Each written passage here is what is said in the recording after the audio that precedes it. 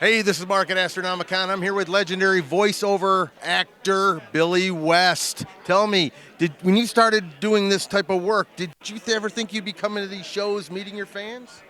I was born not far from here, and I remember when my family would come out and see me when I was ever around Detroit, and my aunt said, "You were a weird kid," and she said, "Why does it not surprise me that you're doing all the stuff that you wound up doing?" And I said, "It's like the rewards of a misspent youth, Aunt Jane, you know."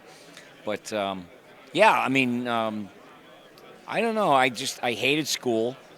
School made me ill, physically sick, and because I was on the autism spectrum, and nothing made sense to me. I couldn't get my head around anything. So I just lived in a total um, fantasy world.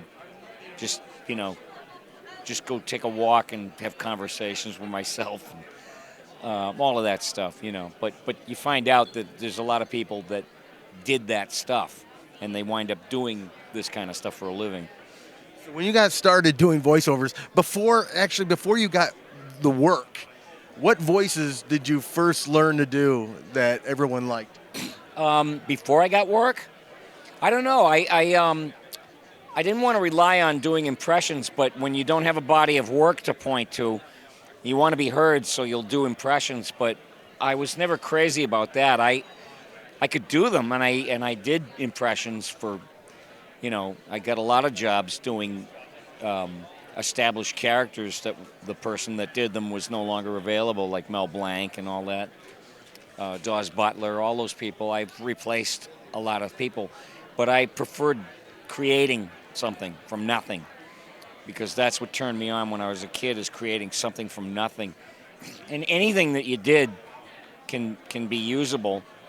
I mean, if you were like a little kid. Like, for instance, this show, I'm too young to be here. I shouldn't be here. So when you first got started working on Futurama and Ren and Stimpy, how did you actually get those jobs? Well, you got to audition for everything. And I was in radio in Boston in 1980. And you know, I wrote a lot of stuff. I got to voice me and my friend Eddie Gordetsky, who wound up to be one of the biggest comedy producers in Hollywood. We worked together like 42 years ago in radio, and we just would come in and do whatever we thought was funny. They let us just run wild, and we actually amounted to something. We just thought we were going to be bums hanging around getting high, but you have to audition. So I moved to New York, and I was working on the Howard Stern show. What's Billy talking about, Robin? All right, very good. You know. Hey, Robin, I just farted. I know. So, same thing 30 years ago, same thing yesterday. But I was on that show 30 years ago. And then I started doing auditions, and my audition for Nickelodeon, and they had a show called Doug. And He was a painfully average 11-and-a-half-year-old. This is my dog, Pork Chop. And this is Roger. No, it isn't, loser. Wrong again, loser. let's see, and Ren and Stimpy was coming out at that time, and I auditioned for that, and I wound up doing the show. Happy, happy, joy, joy. Will you shut up, you fool? Else I shall kill you. You. Tell us a little bit about your time working on Doug. What was that like? Oh, it was wonderful.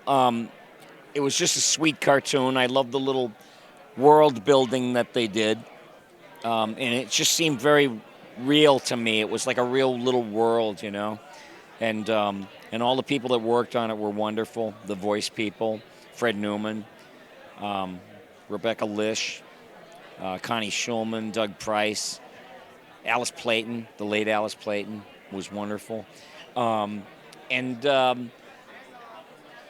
Jim Jenkins, the producer, was a really sweet guy, and I enjoyed it very much. Ren and Stimpy was another story altogether.